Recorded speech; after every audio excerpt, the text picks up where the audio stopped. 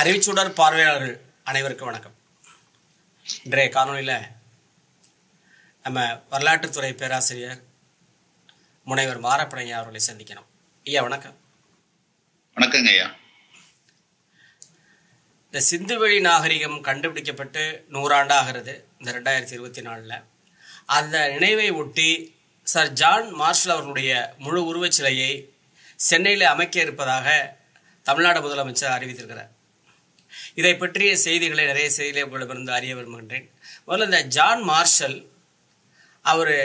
அவர் யார், எதற்காக இந்தியாவுக்கு வந்தார், அவரை பிரிட்டிஷ் இந்தியா அரசு எப்படி பயன்படுத்தி கொண்டது, இதை பற்றி முதல்ல உங்களோட அறிய விரும்புகின்றேன்.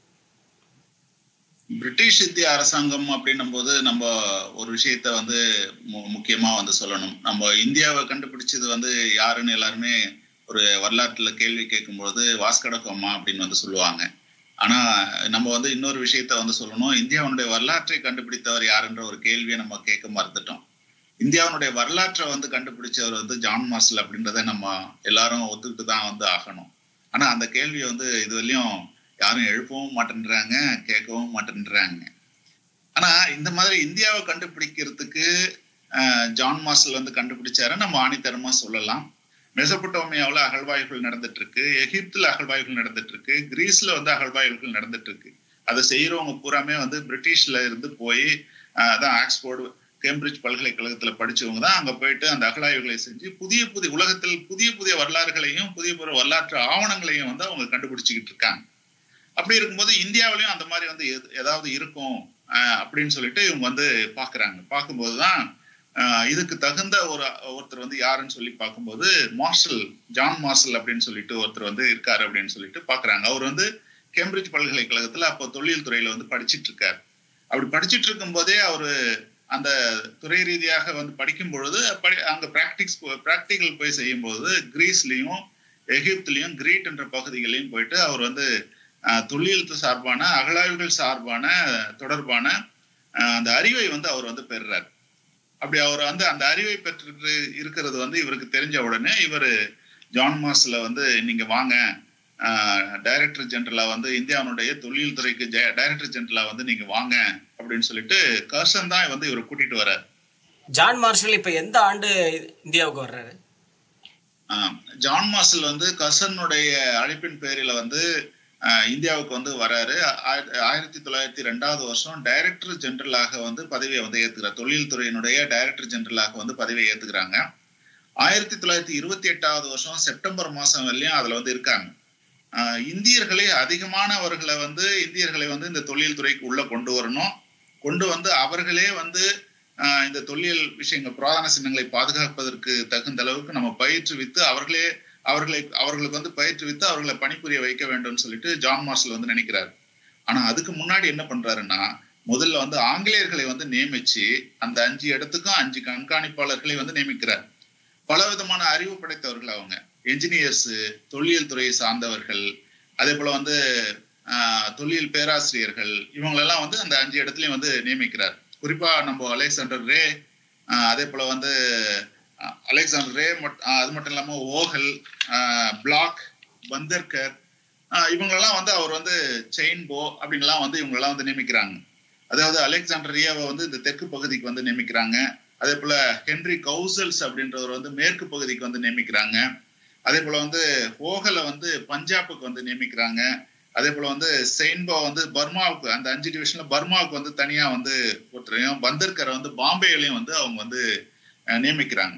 இப்படி நியமிச்சுட்டு இந்தியர்களுக்கு பயிற்றுவிக்கிறதுக்கு இந்தியாவில் இருக்கிற அறிஞர் பெருமக்களை அவங்க ஸ்காலர்ஷிப் கொடுத்து கூப்பிடுறாங்க.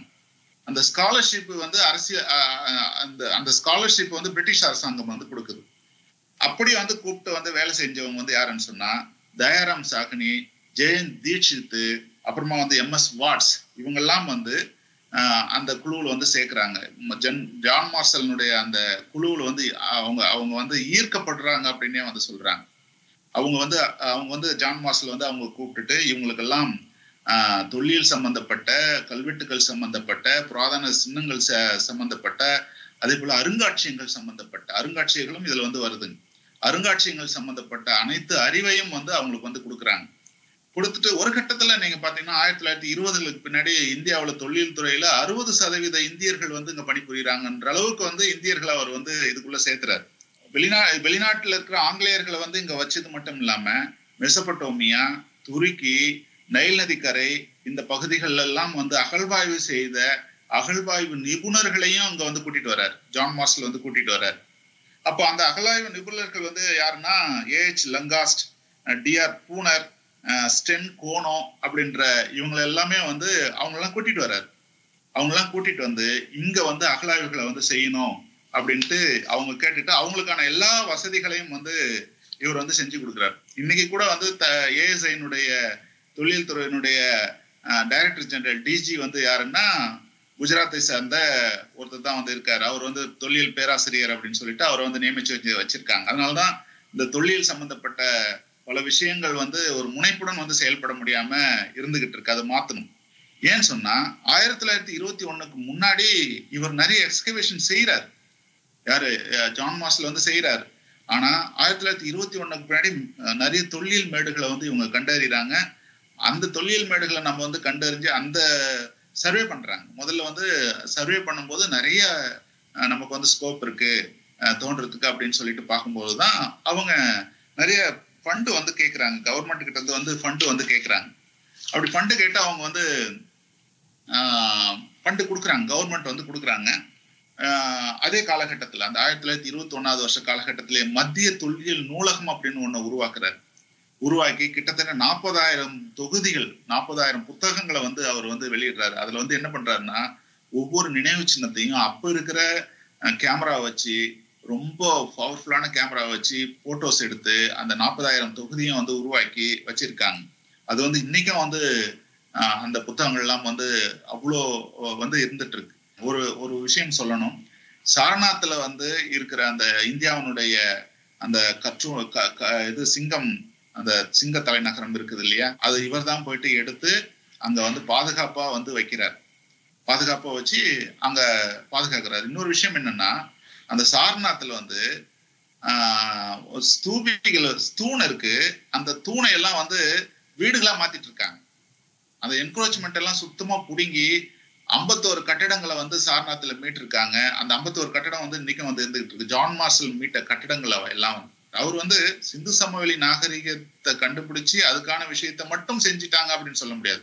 அதுக்கு முன்னாடி வந்து ஏகப்பட்ட விஷயங்கள் செய்யறாங்க. அது காரணம் என்னன்னா, அவர் வந்து சிந்து சமவெளி நாகரிகம், ஆரிய நாகரிகம், இது திராவிட நாகரிகம்னு சொல்றதுக்கு வந்து முன்னாடி அவரு புத்த மதத்தையும் ஆரிய நாகரத்தையும் டீப்பா ஸ்டடி பண்ணவரா தான் இருந்துதான் இதை வந்து சொல்றாரு தவிர ஏனோ தானோன்னு அவர் வந்து சொல்லி இல்லை. அதுக்கு முன்னாடியே வந்து இந்தியாவில இருக்கிற எல்லாத்தையும் வந்து இவர் வந்து அப்சர்வ் பண்றாரு, படிக்கிறாரு, அதுல வேலை செய்யறாரு, அந்த புராதன சின்னங்களை மீட்கிறாரு. இதெல்லாம் வந்து நலந்தாவில வந்து பாத்தீங்கன்னா 2000 அடி நீளமும் 700 அடி அகலமும் கொண்ட அந்த ஒரு சுவரை வந்து கண்டுபிடிச்சு அதுல ஸ்தூபிகள், சைத்தியங்கள், மடாலயங்கள் எல்லாம் வந்து மீட்டெடுக்கிறார். இவர் தான் வந்து மீட்டெடுத்தார். அதுல சைத்தியங்கள் அப்படின்றது வந்து ஒரு முக்கியமான விஷயம் நாங்க இங்க சொல்லி ஆகணும். புத்தனுடைய தலைமுடி இருக்குது இல்லையா, தலைமுடி, உடல் பாகங்கள், பல்லு, எலும்பு, இதெல்லாம் வந்து ஒரு பாக்ஸ்ல வந்து வச்சு அந்த பாக்ஸ்ல வச்ச இடத்துல வந்து கட்டுறதுதான் சைத்தியங்கள். இந்தியாவிலையும் இலங்கையிலும் 84,000 சைத்தியங்கள் வந்து இருக்குது. அதெல்லாம் வீடா மாத்திட்டு சிதிலமடைஞ்சு போயிட்டு இருந்துச்சு. இப்ப அமராவதி தெலுங்குல இதுல ஆந்திராவுடைய தலைநகரம் அமராவதியில கூட இந்த சைத்தியங்கள் வந்து இருக்கு. அப்போ புத்தனுடைய தலைமுடியை வந்து இங்க எடுத்துட்டு வந்து வச்சிருக்காங்க, இலங்கையில எடுத்துட்டு போய் வச்சிருக்காங்க.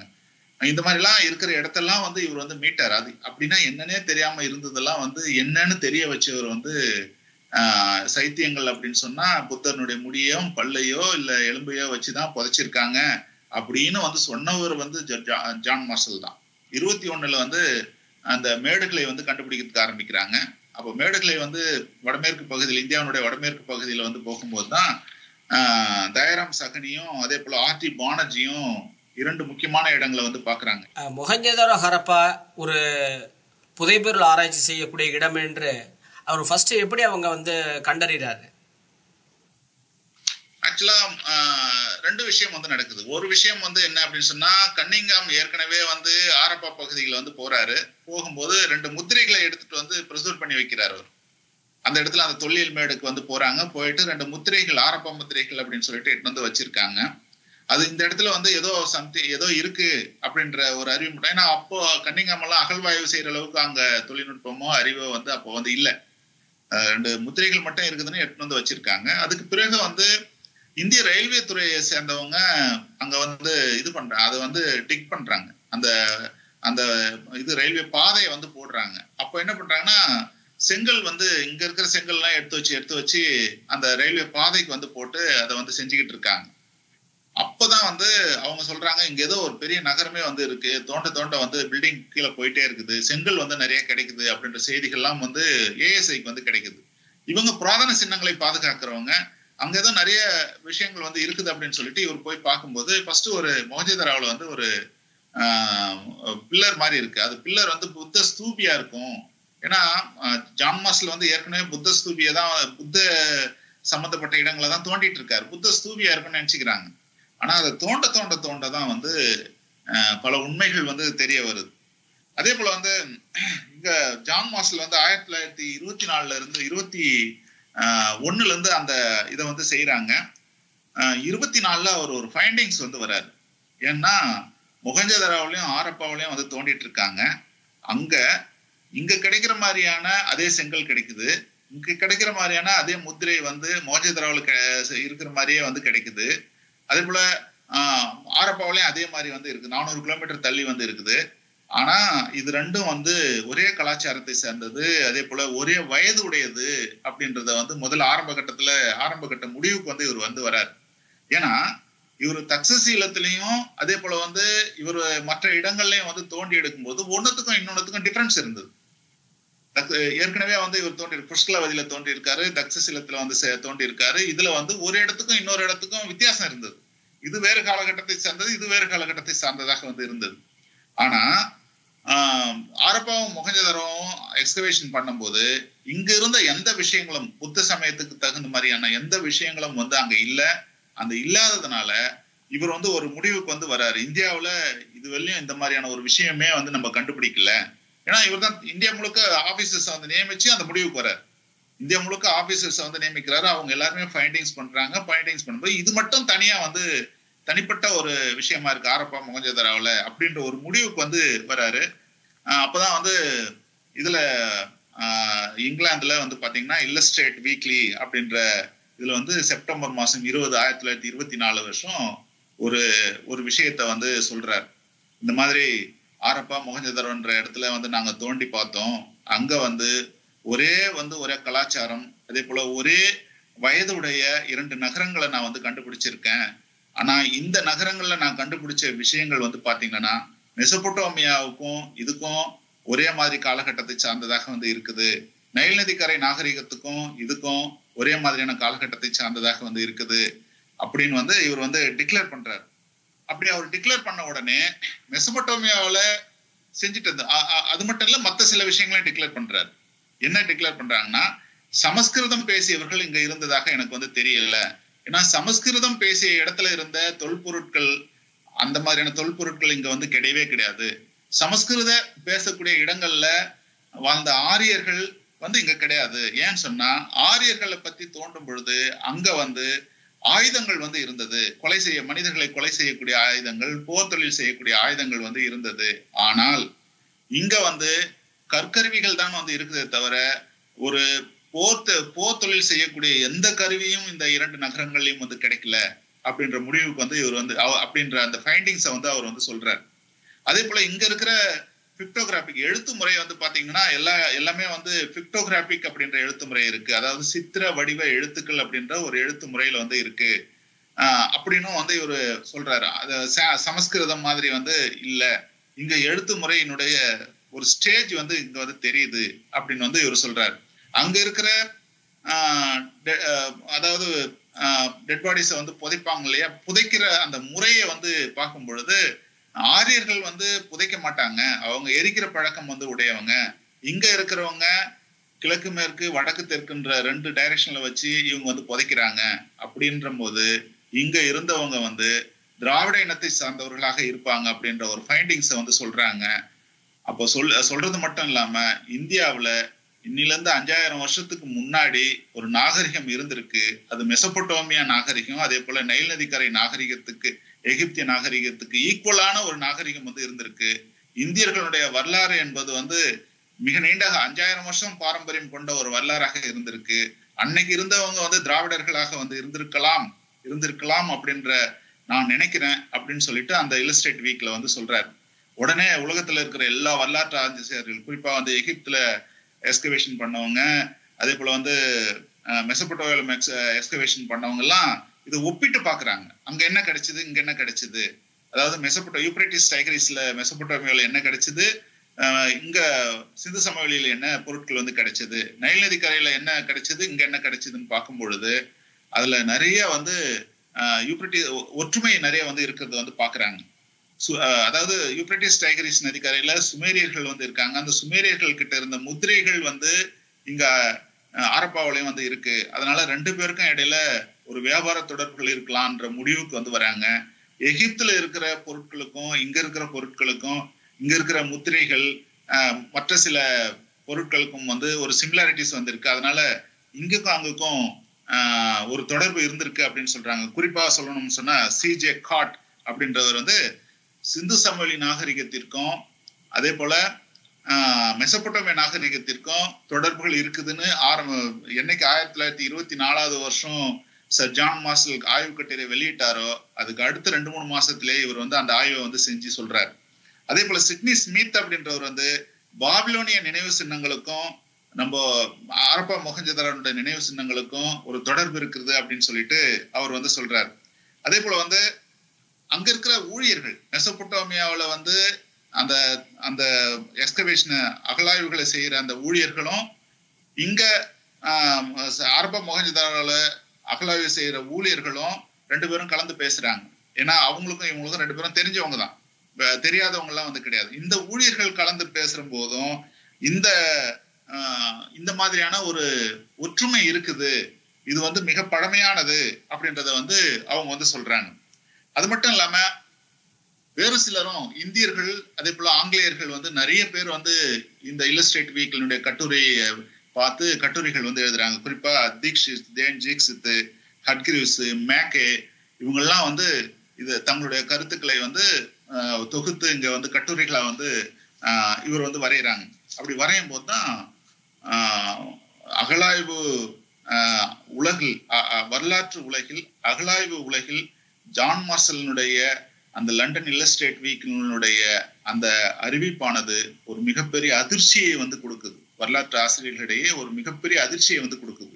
அதுக்கு காரணம் என்னன்னா, இந்தியாவுல ஒரு தொன்மையான வரலாறு, ஒரு 5500 வருஷத்துக்கு முன்னாடி வந்து ஒரு வரலாறு இருந்திருக்கிறது, இது வந்து இதுவரையும் அறியவே இல்லையே அப்படின்ற ஒரு ஒரு வரலாற்று உலகம் அதிர்ச்சிக்குள்ளாகுது. எல்லாரும் பிரமிச்சு பாக்குறாங்க. அது அங்க அவங்க எல்லாம் ஏத்துக்கிறதுக்கு வந்து ஆரம்பிக்கிறாங்க. ஆனா இந்தியாவுல இருக்கிறவங்க 1970கள் வெளியுமே வந்து இந்தியாவுல இருக்கிற சில வரலாற்று அறிஞர்கள் ஏத்துக்காம ஒரு சூழ்நிலை தான் வந்து இருந்திருக்கு. அதுக்கு மிக முக்கிய சில காரணங்கள் வந்து இருக்கு. அவங்க சின்ன சின்ன குறைகளை மார்ஷல் மேல வந்து சொல்றதுக்கு ஆரம்பிக்கிறாங்க. அவர் வந்து ஸ்ட்ராட்டிகிராபி சம்பந்தமா வந்து அவர் வந்து ஸ்ட்ராட்டிகிராபில வந்து அவர் வந்து அகழாய்வு செய்யல அப்படின்ற ஒரு விமர்சனத்தை வைக்கிறாங்க. 2வது மிகப்பெரிய விமர்சனம் என்னன்னா, அந்த நாகரிகம் வந்து ஒரு திராவிட நாகரிகம்னு அவர் வந்து சொல்லிட்டாரு, அதனால இதை ஏத்துக்க கூடாதுன்னு சொல்லிட்டே வந்து எல்லாரும் சொல்றாங்க. அங்க சமஸ்கிருதத்தினுடைய ஏதாவது விஷயங்கள் இருக்குதா அப்படின்னு சொல்லிட்டு பாக்குறாங்க. அதனால நிறைய பேர் ஏத்துக்காமையே வந்து இருக்காங்க. இப்ப இவருடைய ஆய்வுக்கு முன்னால இந்திய நாகரிகம் என்பது வேதகால நாகரிகம் தான், அதுதான் வந்து ரொம்ப முற்பட்டது என்றுடைய ஒரு கருத்து பெரிய அளவுக்கு இந்தியா முழுமையும் நம்பப்பட்டு வந்தது. முதலாக ஜான் மார்ஷல் தான் அதை மாற்றி, இல்லை இது வந்து வேதகால நாகரிகத்துக்கும் முற்பட்டது தான் இந்த திராவிட நாகரிகம் என்று சொல்றார். அதனால வந்து பல்வேறு கருத்து வேறுபாடுகள் இதனால தோன்றிருக்கும் இல்லையா ஜான் மார்ஷலுடைய அறிவிப்புக்கு பிற்பாடு? ஆமா, நிறைய தோன்றினது. ஆனா அதுக்கு வந்து இவர் செஞ்ச அந்த அகழாய்வுகள் அகழாய்வுகளுடைய மெத்தடாலஜி தான் அதுக்கு வந்து நம்ம பதிலா வந்து சொல்லணும்.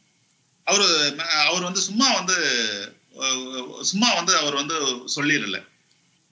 முதல் 20 வருஷங்கள், முதல் 1902 வந்து வராரு, 1921 வரையும் வந்து நிறைய அகழாய்வுகள் அவரும் செய்யறாரு. புஷ்கலவதியிலிருந்து, சாஞ்சிலிருந்து, தக்சசிலாவில இருந்து எல்லாத்தையும் வந்து செய்யறாரு. அதே போல ஆரியர்கள் நிறைய இடங்கள்ல வாழ்ந்த இடங்களையும் அவர் வந்து பாக்குறாரு. சமஸ்கிருத கல்வெட்டுக்களை வந்து அவர் படிக்கிறதுக்கு தனித்துறையை உருவாக்கி அதை படிக்கிறாங்க. அறிஞர்கள் எல்லாம் வச்சிருக்காங்க. சமஸ்கிருதத்தை முழுவதுமாக அவங்க வந்து அறிஞ்சுக்கிறாங்க. அதே போல இங்க தமிழ்நாட்டுல எல்லாம் வந்து பாத்தீங்கன்னா இங்க இருக்கிற பிராமி எழுத்து முறைகளை வந்து படிக்கிறாங்க. கரோஸ்டி எழுத்து முறைகளை வந்து படிக்கிறாங்க. படிச்சுட்டு அவர் வந்து அகழாய்வுகள் வந்து செய்யும் பொழுது அந்த அகழாய்வுகள்ல வந்து அவரு வரிசையா நிறைய விஷயங்களை வந்து செய்யறாரு. அவர் வந்து அந்த மெத்தட் வந்து ஒரு அற்புதமான மெத்தட். இன்னைக்கும் அந்த மெத்தட் வந்து ஒரு எல்லாராலும் பின்பற்றக்கூடிய ஒரு மெத்தடா வந்திருக்கு. ஒரே ஒரு விஷயம் மட்டும்தான் அவருக்கு பின்னாடி வந்து அவருடைய மாணவர் வந்து மாற்றிமல் வீரர் வந்து சரி பண்ணிக்கிறாரு. ஸ்ட்ராட்டிகிராஃபில அவர் வந்து பண்ணல, கிடைமட்டமாக தான் வந்து ஆய்வு பண்ணாருன்றதை மட்டும்தான் அவர் மேல வைக்கிற விமர்சனம். ஆனா அவர் வந்து என்ன பண்றாரு, அங்க இருக்க அந்த பகுதியில் இருந்த தாவரங்கள், அங்க இருந்த விலங்குகள், அவங்க பயன்படுத்திய ஆயுதங்கள், அதே போல அவங்களுடைய விவசாய முறைகள், அவங்களுடைய கடவுள்கள், இதை பத்தி எல்லாம் வந்து அவர் வந்து எழுதி வச்சிருக்காரு. மறுக்கவே முடியாத பல விஷயங்கள் வந்து இருக்கு. அந்த இதுல எல்லாம் வந்து இருக்கு. அதுலதான் வந்து அவர் அது மாதிரி எல்லாம் பண்ணி அவர் கண்டுபிடிக்கிறது வந்து என்ன அப்படின்னு சொன்னா, இங்க வந்து வெண்கலம் வந்து இருந்திருக்கு, ஒரு நவீன வெண்கல காலமாக வந்து இது இருந்திருக்கு அப்படின்னு கண்டுபிடிக்கிறாரு. அங்க வந்து இங்க வாழ்ந்த மக்கள் ஒரு அடர்த்தியான பாப்புலேஷன் வந்து இருந்துட்டு இருக்கு. அந்த பாப்புலேஷன் டென்சிட்டி வந்து ரொம்ப அதிகமா இருந்திருக்கு. சமஸ்கிருதம் பேசுறவங்க, சமஸ்கிருதம் வாழ்ந்தவங்க இடங்கள்ல இந்த அளவுக்கு டென்சிட்டி வந்து கிடையாது அப்படின்ற ஒரு விஷயத்தையும் கண்டுபிடிச்சு சொல்றாரு. அதே போல எரிக்கப்பட்ட அந்த செங்கற்கள் வந்து இருக்கு. செங்கலினுடைய அளவே வந்து பாத்தீங்கன்னா மொஹஞ்சதாரோ ஆரப்பாவில 27 சென்டிமீட்டர், 17 சென்டிமீட்டர், 10 சென்டிமீட்டர் உயரம் இப்படின்னு தான் அதனுடைய அளவே இருக்கும். மிக அகலமாக வந்து இருக்கும். இதே மாதிரி கீழடியிலையும் கண்டுபிடிச்சிருக்காங்க. அந்த அகலமான ஒரு யூனிக்கான தனித்தன்மையுடன் கூடிய செங்கற்களை வந்து அவங்க வந்து கண்டுபிடிச்சிருக்காங்க. அதே போல வந்து வீடுகள்லாம் பாத்தீங்கன்னா செங்கோண முக்கோண வடிவுல வந்து ஸ்ட்ரெயிட்டா போகும். இந்த பாண்டிச்சேரியில தான் அந்த மாதிரி வீடுகள்லாம் கட்டி வச்சிருப்பாங்க. ஒரு தெரு பாத்தீங்கன்னா கடைசி வரையும் நீளமா வந்து இருக்கும். இன்னொரு இது வந்து ரைட் ஆங்கிள் வந்து கரெக்டா அந்த இடத்துல கட் ஆகும். அந்த மாதிரி வந்து அங்க வந்து கட்டி வச்சிருக்காங்க. வீடுகளினுடைய வாசப்படி வந்து பின்பக்கமா இருந்தது, தெரு பக்கமா இல்லை. தெரு பக்கத்துல 2 ஜன்னல்கள் மட்டும்தான் வந்து வச்சிருந்தாங்க. இந்த மாதிரி வந்து வேற எங்கேயும் வந்து கிடையாது. அதே போல ஒவ்வொரு வீட்லயும் வந்து கிணறுகள் வந்து வச்சுட்டு இருந்தாங்க. ஒவ்வொரு வீட்லயும் வந்து குளியலறைகள் வந்து ஒரு குறிப்பிட்ட இடத்துலதான் வந்து குளியலறை இருந்தது. ஒரு குறிப்பிட்ட திசையில தான் வந்து ஒவ்வொரு வீட்லயும் வந்து கிணறுகள் வந்து இருந்தது.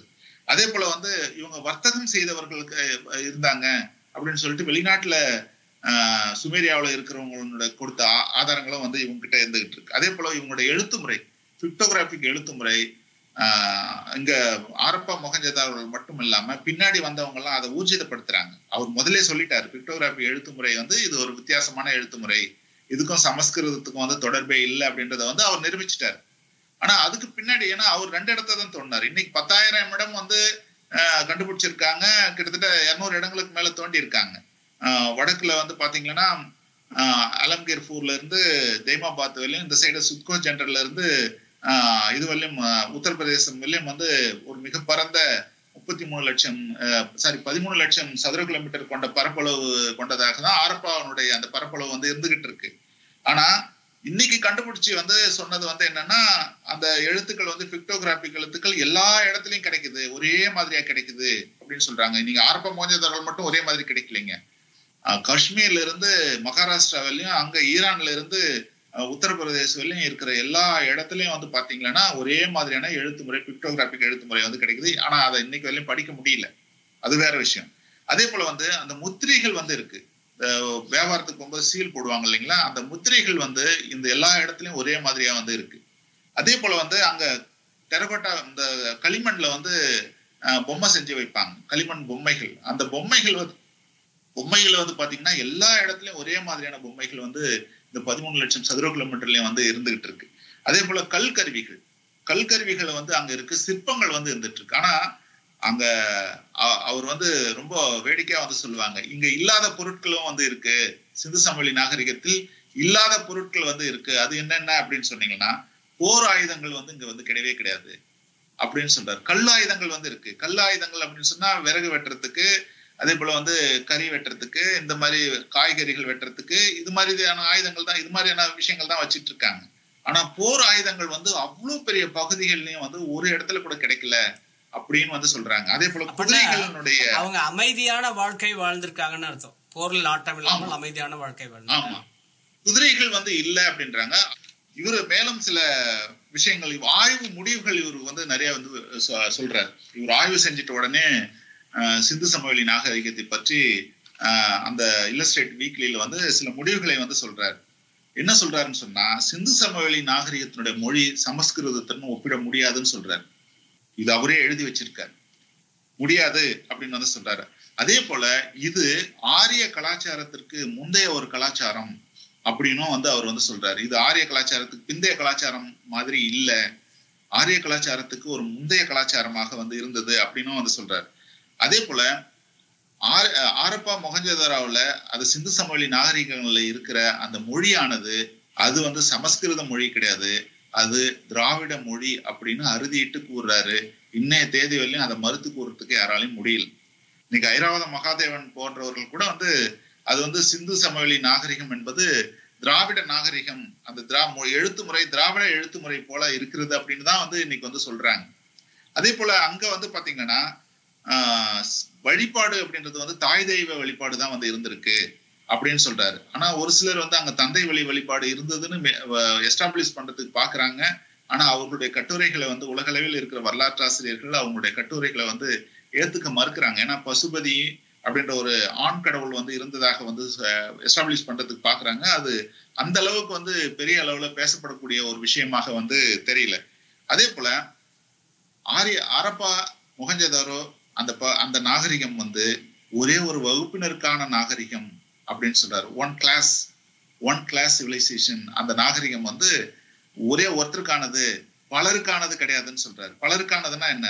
ஆரியர்கள், அதே போல வந்து இவங்கெல்லாம் எல்லாருமே திராவிடர்கள், அதே போல வந்து மங்கோலியர்கள் இப்படின்னு பலருக்கு வந்து கிடையாது, ஒரே ஒருத்தருக்கானதுன்னு சொல்றது ஜான் மார்ஷலினுடைய கருத்தா வந்து இருந்திருக்கு.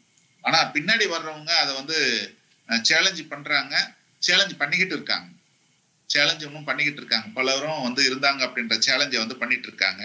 அதே போல வந்து போர்கள் செய்வதற்கான அடையாளங்கள் இந்த பகுதியில் வந்து கிடைக்கல அப்படின்னு சொல்லி ஜான் மார்ஷல் வந்து சொல்றாரு. இது ரொம்ப முக்கியமான ஒரு விஷயம்.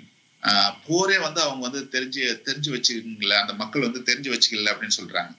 அதே போல இவங்க சுமேரியர்கள் கூடயும் எலாமைட்டு கூடயும் நெருங்கிய தொடர்பு வந்து வச்சுட்டு இருந்தாங்க. அந்த நாகரிகங்கள் கூட வந்து நிறைய வியாபார தொடர்புகளும் நெருங்கிய தொடர்புகளும் இவங்க வந்து வச்சுட்டு இருந்தவங்களா வந்து இவங்க இருந்துகிட்டு இருக்காங்க அப்படின்னு சொல்றாங்க. இன்னும் அதுக்கு மேல ஒண்ணு சொல்றாரு. என்ன சொல்றாருன்னா, இந்த மக்கள் இயற்கையோடு ஒத்து வாழ்ந்தவர்கள், அவர்கள் இயற்கையானவர்கள், அவர்கள் செயற்கையானவர்கள் கிடையாது. இன்னொருத்தரை போய் அழிச்சிட்டு அங்க போய் இவங்க வந்து உட்கார்ந்தவங்க கிடையாது. ஆடு மாடுகளை வந்து ஓட்டிட்டு வந்து ஒருத்தருடைய ஆடு மாடுகளை கொன்றுட்டு இவங்க ஆடு மாடுகளை கைப்பற்றியவர்கள் கிடையாது. இயற்கையாகவே அங்க வந்து இருந்து இயற்கையாகவே வாழ்ந்தவர்கள் இந்த மனிதர்கள் அப்படின்ற ஒரு ஃபைண்டிங்ஸ் சொல்றாரு. இது ரொம்ப முக்கியமான ஃபைண்டிங்ஸ் வந்து இயற்கையோடு ஸ்டார்டிங்ல இருந்து பில்டிங் கட்டுற வரையும் இவங்க இங்கேதான் இருந்திருக்காங்க அப்படின்ற நாடோடிகள் கிடையாது அப்படின்ற அந்த வார்த்தையை தான் இயற்கையானது அப்படின்னு வந்து இவர் வந்து சொல்றாரு. இவர்கள் நாடோடி வாழ்க்கையை வாழ்ந்தவர்கள் கிடையாது.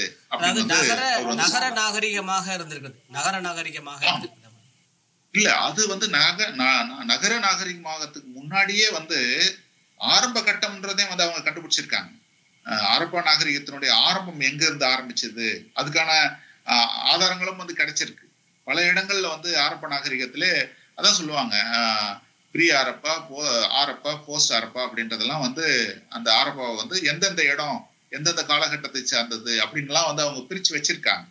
அதனுடைய அடிப்படையில் இவர் வந்து ஏற்கனவே வந்து சொல்றாரு, இது வந்து இந்த நாகரிகம் வந்து ஒரு இயற்கையான நாகரிகம், ஒரு இயற்கையான மக்கள் வாழ்ந்தவர்கள், செயற்கை கிடையாது. செயற்கையான போர் புரிஞ்சிட்டு அங்க வந்து செட்டில் ஆனவங்க கிடையாது. அதே போல வந்து ஆடு மாடு மேய்ச்சிட்டு வந்து அங்க வந்து செட்டில் ஆனவங்க எல்லாரையும் விரட்டி விட்டு அங்க செட்டில் ஆனவங்க கிடையாதுன்றது ரொம்ப ஆணித்தரமா வந்து சொல்றாரு. அதே போல வந்து இவர்களுடைய மொழி, இவர்களுடைய இனம், இவர்களுடைய உயிரியல் தன்மை இதெல்லாம் வந்து ஒரு பன்முகத்தன்மையை வந்து விளக்குது அப்படின்னு வந்து சொல்றாரு. அது மட்டும் இல்லாம இவருடைய ஆய்வை வந்து இன்னைய வரையிலும் வந்து எல்லாரும் போற்றி புகழ்றதுக்கு வந்து காரணம், அதை மறுக்க முடியாம இருக்கிறதுக்கு காரணம் அந்த பகுதியில வெஜிடேஷன் அதே போல அங்க இருக்கிற விலங்குகள், அதாவது தாவரங்கள் விலங்குகள் பற்றி மைக்ரோ வெஜிடேஷன் ஆய்வுகள் செஞ்சு அதுக்கான கட்டுரைகளை வந்து அன்றைக்கே அவர் வந்து வெளியிட்டு இருக்காரு.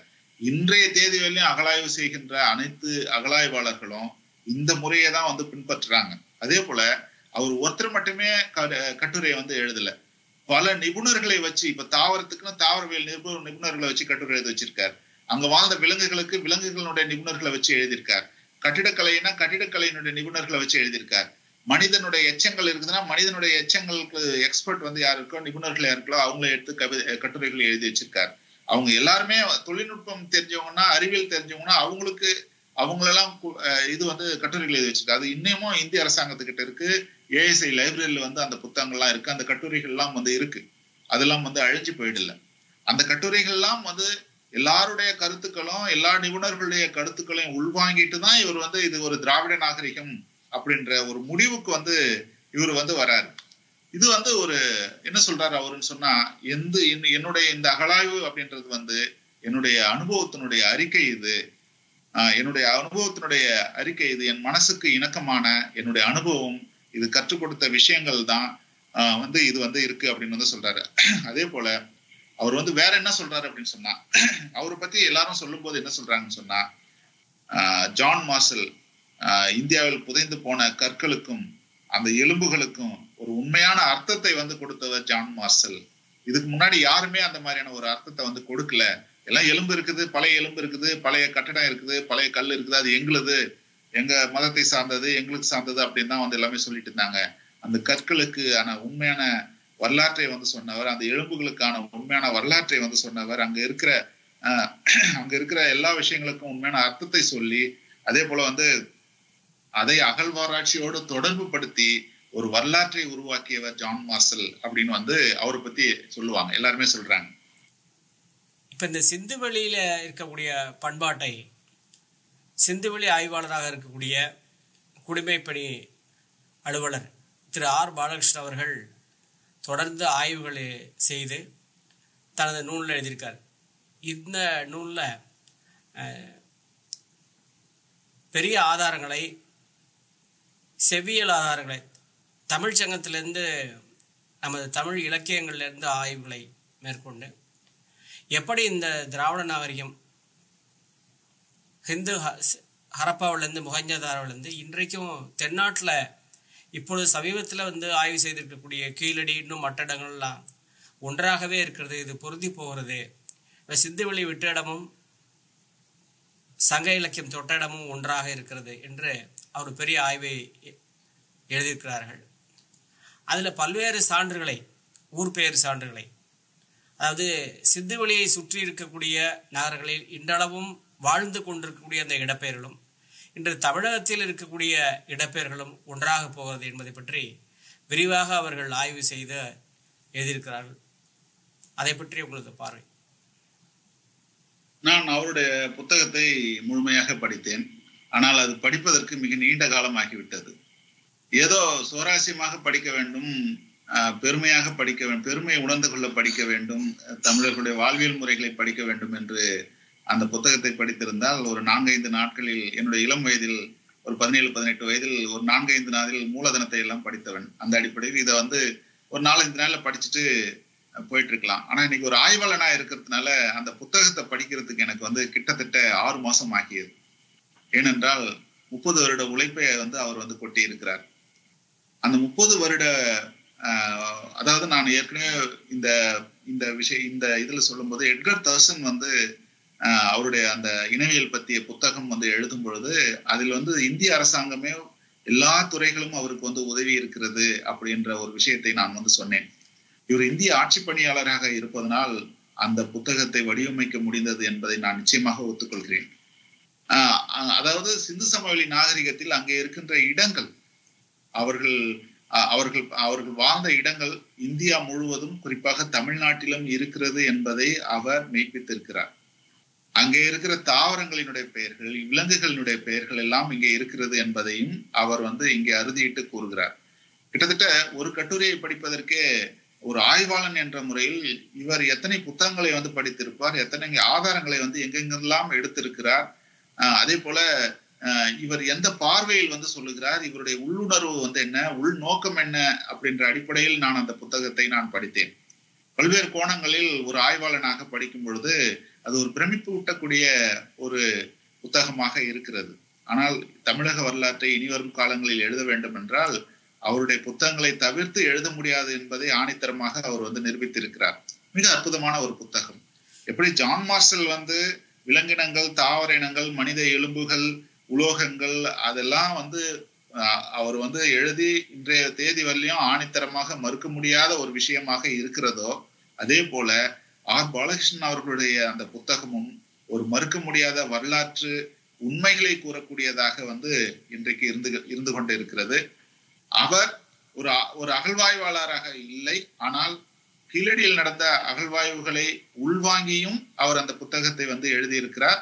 தமிழ்நாட்டில் மிக ஒவ்வொரு இடத்தையும் உலகம் முழுவதிலும் இருக்கின்ற அனைத்து ஊர் பெயர்கள், பெயர் சொற்கள், பெயர்கள், விலங்கு பெயர்கள், இடப்பெயர்கள், இது எல்லாவற்றையும் தொகுத்து மிகப்பெரிய ஆய்வு செய்து எழுதியிருப்பது ஒரு பிரமிக்கக்கூடியதாக தான் நிச்சயமாக இருக்கிறது. அது அவருடைய ஒவ்வொரு கட்டுரைகளை பற்றியும் பல நாட்கள் பேசக்கூடிய ஒரு ஆய்வை தான் அவர் செய்திருக்கிறார். வரலாற்று ஆசிரியர்களால் ஜீரணித்து அதை உள்வாங்கி தமிழ்நாட்டினுடைய வரலாற்றை எழுத வேண்டும். அதுதான் என்னுடைய அவாவாக இருக்கிறது. இப்ப ஜான் மார்ஷலுடைய கண்டுபிடிப்பு, அவர் இந்த சிந்துவெளி நாகரிகம் என்பது திராவிட நாகரிகம் என்றது அறிவித்தது. இப்போ அறிவித்த 100 ஆண்டுகள் ஆகிறது. ஸோ அந்த நினைவை போற்றக்கூடிய வகையில் அவர் இந்த திராவிட சமுதாயத்தை அங்கீகரித்து அதனுடைய உண்மையான நிலைப்பாட்டை உலகுக்கு அறிவித்த 100 ஆண்டுகள் ஆகிறது. அவரை பெருமைப்படுத்தக்கூடிய வகையில் தமிழ்நாட்டில் முழு உருவச் சிலையை அமைக்க இருப்பதாக தமிழ்நாடு முதலமைச்சர் அவர்கள் அறிவித்திருக்கிறார்கள். நாம் பெரிதும் பாராட்டி நன்றி தெரிவிக்க நாம் கடமைப்பட்டிருக்கிறோம். இந்த திராவிட நாகரிகம், சிந்துவெளி நாகரிகம் என்பது தெளிவாக நீங்கள் நிறைய செய்திகளை சொல்லியிருக்கீங்க. இப்போ அது சார்ந்த வெளியீடுகள் என்னென்ன இருக்கிறது என்பதை பற்றி உங்களது பார்வை. குறிப்பா சொல்லணும்னா இந்தியன் ஆர்கியாலஜிக்கல் பாலிசி அப்படின்ற ஒரு புத்தகத்தை எழுதியிருக்கார். The guide of Sanchi, the guide of Taxila, அதே போல த கன்சர்வேஷன் மேனுவல், அதே போல Mohenjodaro and Indus civilisation, Taxila, இதெல்லாம் நிறைய வால்யூம்ஸா நிறைய புத்தகங்கள் வந்திருக்குது. அதே போல the Buddhist art and Gandhara, அதே போல Bagh caves in Gwalior states and monument and Sanchi அப்படின்னு சொல்றத இவ்வளவு புத்தகங்கள் அவர் எழுதியிருக்கிறார். இந்த புத்தகங்கள் எல்லாம் அரிய புத்தகங்கள், ரொம்ப பழமையான புத்தகங்கள். நான் உங்களை போன்ற அனைவருக்கும் வைக்கின்ற ஒரு கோரிக்கையாகவே நான் இதை பார்க்கிறேன். இந்த புத்தகங்களை எல்லாம் மறுபதிப்பு செய்து வெளியிட்டால் இன்னும் நன்றாக இருக்கும் என்பது என்னுடைய எண்ணம். ஏனென்றால் இந்த புத்தகங்களை எல்லாம் நான் படித்திருக்கிறேன். பார்க்கும்போது ஒவ்வொரு வார்த்தையும் அவர் எப்படி எழுதியிருக்கிறார் என்று பிரமிப்பூட்டக்கூடியதாக இருக்கிறது. 1928 அவர் ஏஎஸ்ஐ விட்டு வெளியே போனாலும் அவருடைய சீடர்கள் தயாராம் சகனி, அதே போல ஜெயன் ஜீட்சித் போன்றவர்கள் எல்லாம் 1950ஆம் வருடம் வரையிலும் அவர்கள் பணி செய்து ஏஎஸ்ஐ ஒரு மிக உயர்ந்த நிலைக்கு கொண்டு சென்றார்கள். அவர்கள் எல்லோரும் இதை திராவிட நாகரிகம் என்றுதான் சொல்லியிருக்கிறார்கள்.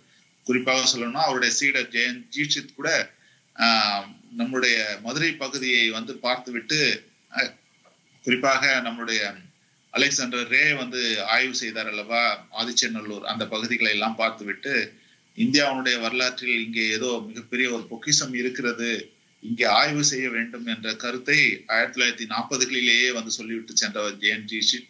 அது இன்றளவும் அந்த விஷயங்களை நாம் செய்து கொண்டிருக்கிறோம். அங்கே இருக்கின்ற அந்த வடமேற்கு பகுதியில் இருக்கின்ற அந்த நாகரிகத்தை திராவிட நாகரிகம் என்று ஜான் மார்ஷல் பிரகடனப்படுத்தினார்.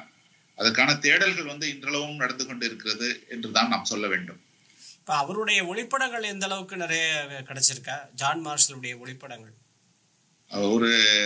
ஒரு ஆச்சரியப்படத்தக்க, ஒரு அதிர்ச்சிகரமாக, ஒரு பிரமிக்கத்தக்க ஒரு விஷயத்தை தான் நான் உங்ககிட்ட சொல்லணும்னு நினைக்கிறேன். இந்தியாவுல இருக்கிற நினைவு சின்னங்களை பற்றி 40,000 புக்கை தொகுத்து வச்சிருக்காரு, லைப்ரரியில தொகுத்து வச்சிருக்காரு. அவர் ஏகப்பட்ட புத்தகங்கள் எழுதியிருக்காரு. ஆனா ஒரு முக்கியமான ஒரு விஷயம் என்னன்னா, அவரை பத்தி ஒரே ஒரு போட்டோ தான் இருக்கு. அது ஏஎஸ்ஐல அவர் பிடிச்ச ஒரே ஒரு போட்டோ தான் இன்றைய தேதி வரையிலும் இருக்கு.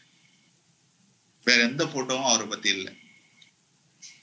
அவரை எல்லாவற்றையும் ஆவணப்படுத்தியவர் அவரை பற்றிய ஒளிப்படங்களை ஆவணப்படுத்த தவறிவிட்டார் என்றுதான் சொல்ல வேண்டும். இருந்தாலும் அவர் அதை தேவையில்லை என்று அவர் கருதியிருக்கலாம். ஆனால் இதில் ஒரு ஆச்சரியமான ஒரு விஷயம் என்னவென்றால், கன்னிங்காம் ஒரு இளமையான போட்டோவை வந்து எடுத்து வைத்திருக்கிறார். ரொம்ப அழகா வந்து கன்னிங்காம் வந்து இருக்கிறார். ஆனால் ஜான் மார்ஷல் கொஞ்சம் ஒரு வயதான காலத்து போட்டோவா தான் இது இருந்திருக்கிறது. அவர் ஒருவேளை புகைப்படங்களை எல்லாம் ஆரம்ப காலத்தில் எடுத்து வைத்திருந்தார்கள், மிகப்பெரிய அது ஒரு பொக்கிஷமாக இருந்திருக்கும். அவருடைய இன்றைக்கு நினைவு கூறுவதற்கு நமக்கு மிக அற்புதமான ஒரு விஷயமாக இருந்திருக்கும். ஆனால் இது ஆச்சரியப்படத்தக்க ஒரு விஷயம்தான். நிறைய செய்திகளை சொல்லியிருக்கீங்க. உங்களுடைய நேரத்துக்கு நன்றி. வணக்கம். நன்றிங்க ஐயா. நன்றி.